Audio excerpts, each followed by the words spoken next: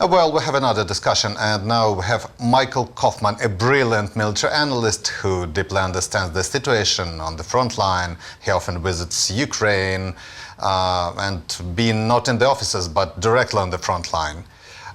So, Michael, can we start with the situation on the front line? How would you describe it? And do you think that the Kursk operation was necessary? I think the situation on the front line is quite difficult right now. I thought things were looking a lot more positive in the summer than they are right now in the fall and going into the winter. My general sense of it is that, the Ukrainian military is holding on most parts of the front, but the situation is turned quite for the worse south of Pokrovsk operational direction. The Ukrainian military is pretty badly stretched along the front, and the biggest issue is manpower and deficit of manpower. I think for the first time in this war, we're doing much better on supplying Ukraine with ammunition, but if you're looking at Russian advances, Ukraine has lost about maybe 40% of Kursk, of what they held in Kursk originally at the start of the operation, maybe part of the territory east of the Oskil River in Kupiansk area, and then Russian forces have been advancing at an increased rate each month for the past 3+ months. So I would say that it's not a precarious position as things are not that dire, but they're certainly trending negatively. And to be honest, they've been trending negatively for the past year. I think anyone observing this war would have also that fair assessment. So it's clear that, the Russian military has a significant advantage in manpower, in materiel, and they're able to replace their losses, or at least have been doing that much better than the Ukrainian armed forces have. And this numerical advantage simply carries a degree of weight to it, right? As everybody knows, the saying that quantity has a quality of its own, even though the Russian military does not have good force quality, it nonetheless is able to steadily pressure the front. The challenge, I think, that I see right now is that the Russian forces have a series of constraints, right? They cannot sustain this war indefinitely either. And in fact, looking at issues with manpower, looking at issues with equipment, depending on the Soviet legacy of the gear that they're pulling out of storage, they too will have trouble sustaining the intensity of combat operations in this offensive. The problem is that that's likely to be much later in 2025. And I don't think right now Ukraine has that amount of time, right? And that's the issue that everybody's dealing with. Yes, the Russian military has challenges, but for the Ukrainian armed forces, they need, I think, some real adjustments in to some extent an approach to the war and the force that's available and how it's managed, and also ultimately in the relationship with the United States and the West. That is, Kursk hopefully would have led to a realignment of strategy, a new common vision, and a theory of success in this war, and I don't think it has done that. I think that's very clear to everyone. Regarding your question on Kursk, was it necessary? No, it wasn't necessary. It was a gamble. And tactically, it was quite successful as an operation. I think more at the operational level, it didn't really pay off. It did not draw enough Russian forces to stop the Russian advance in Donetsk and in other parts of Ukraine. And from a strategic perspective, I don't think it changed anything vis-a-vis assistance to Ukraine or the way this war was viewed in Washington. And as you yourself, I'm sure, can tell, it didn't change anything with respect to Biden administration policy, which was one of the hopes that Ukrainian leadership had, right? And that's just the result that it is. I'm not critical of it in the sense that it wasn't worth doing, but as an analyst, my job is to assess where we ended up today, not what the hopes and ambitions were. You mentioned Biden administration's policy. We still have around $6 billion available for Ukraine, mostly under the PDA. This means that by the end of Biden's term, the US should provide Ukraine with $1.7 billion monthly in equipment and capabilities. Do you think it's possible? I recently interviewed a White House official who expressed the strong support for providing as much equipment, funding and capabilities to Ukraine as possible by January 20th. How realistic do you think this goal is? Yeah, I think the number split $4 billion in PDA and $2 billion in USAI, something like that, maybe around $6 billion. Do I think it's possible to draw down that money and spend it appropriately? Yes. Will the equipment actually be shipped in that timeline? No, absolutely not. They were slow to ship it this year, and so it will take months to actually provide this equipment physically, and by months I mean well into the Trump administration. So they may be able to spend the money, but physically that equipment won't get there for quite some time. One widely discussed issue among Ukrainian politicians is the potential permission to target legitimate military sites on Russian territory. What's your view on this? Why hasn't this permission been granted by Biden administration? And most importantly, from a military perspective, would granting such permission straighten Ukraine's position on the front line? How do you think?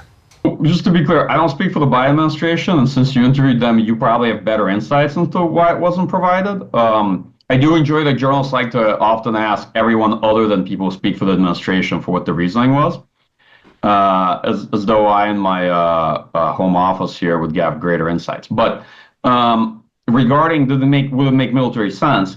Yes, absolutely it would. It wouldn't win the war for Ukraine, just to be clear. It would be one component of a broader strategy. What it could do is it could have operational effects. That is, it could, for example, targeting Russian logistics, slow down the momentum of Russian offensive operations right now. It could be used in combination with Ukraine's own expanding long-range strike capability, the drones that Ukraine is producing, by targeting Russian air defense and weakening it, thereby creating corridors for Ukrainian drone strikes, which were very effective at hitting Russian ammunition depots about 2 months ago. It could, in essence, force a degree of reorganization of Russian command and control logistics in Russia, which would give Ukrainian forces a breather for some period of time. All right. What it wouldn't do is it would not, to be clear, change the strategic dynamic in this war. Now, the reason for that is, first, the munitions that the United States actually has available at this point for Ukraine are quite constrained by both readiness requirements and sheer numbers. And a lot of folks don't understand what the United States actually has and doesn't have to offer at this point. We provided quite a few ATACMS missiles to Ukraine already, and British and French also provided quite a few Storm Shadow Scalp EG missiles over the course of this war. So there's a basic issue of magazine depth, right? A lot of people imagine that the United States is just a bottomless fountain of missiles and capabilities that get produced somewhere here, and the short answer is that's not true. And when it comes to advanced capabilities like these, they're actually allocated to specific commands and their operational plans. They're not just things sitting in storage, right? You have to take them from someone. Fine.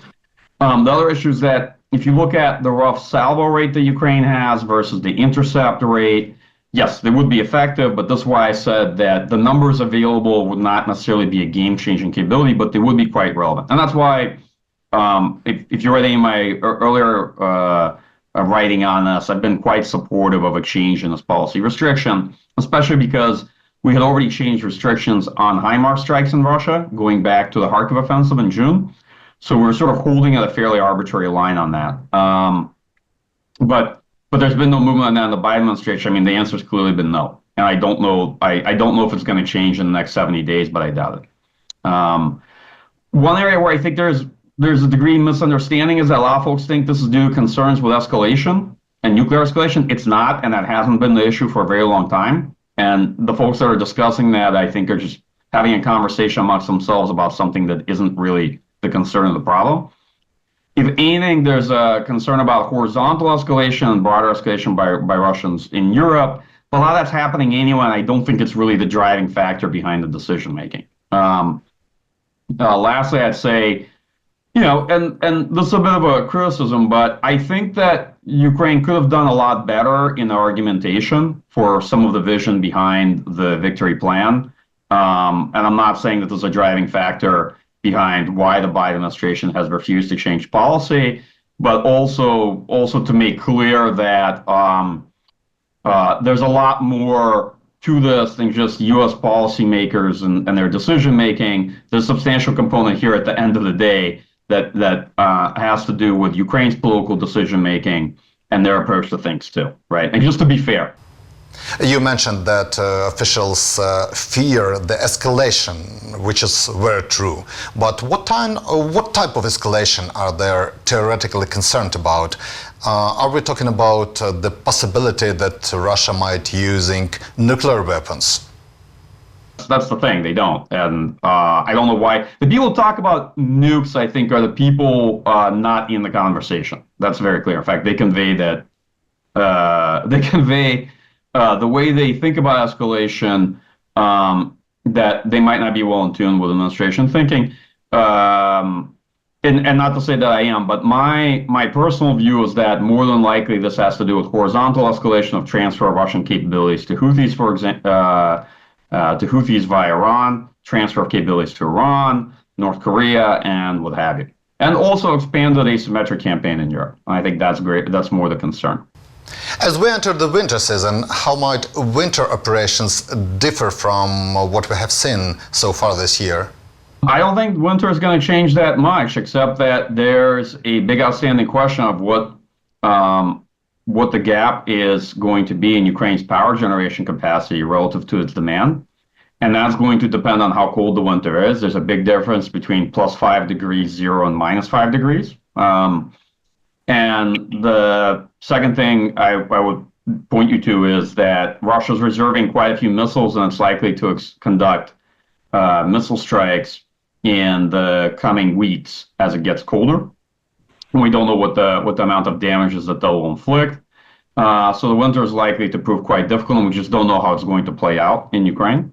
Regarding combat operations, I don't think combat operations will slow down much. I think that at the tactical level, without foliage, it's going to adversely affect both sides. The weather, depending on how bad it is, will also negatively impact operations because it will significantly affect the use of drones. Ukraine is heavily dependent right now on drones to offset its deficit of manpower, to compensate for lack of manpower at the front line. It's a big force multiplier. So it might affect Ukraine a bit more than Russia, but we've yet to see how that's going to play out. In general, as I'm sure you've seen in the last 2.5 years in the war, winter does not mean a halt to operations. It doesn't mean things really slow down. It may make some things difficult. Usually in kind of the worst, kind of muddier periods of late November into December, and then again in late February to March. But I expect that the Russian forces will continue to stay on the offensive.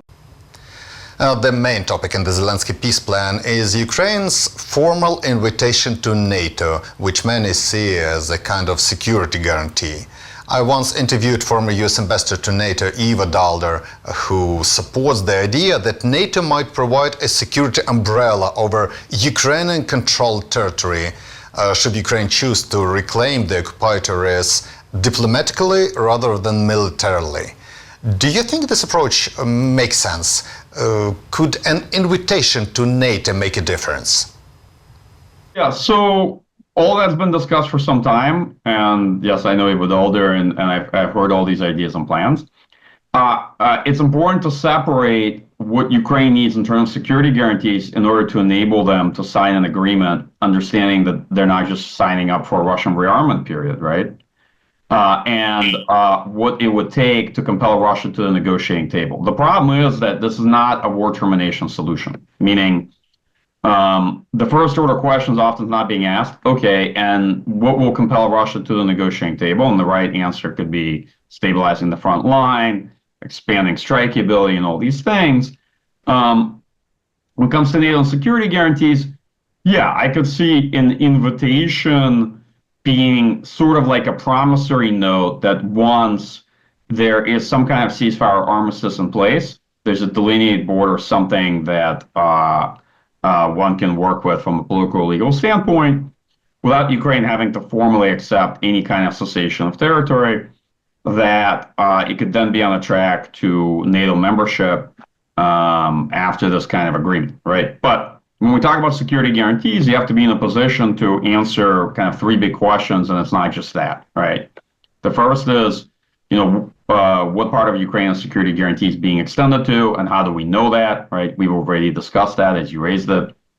There has to be some delineation of the line of control and, an understanding from the Ukrainian side that they plan to regain the lost territory via diplomatic means.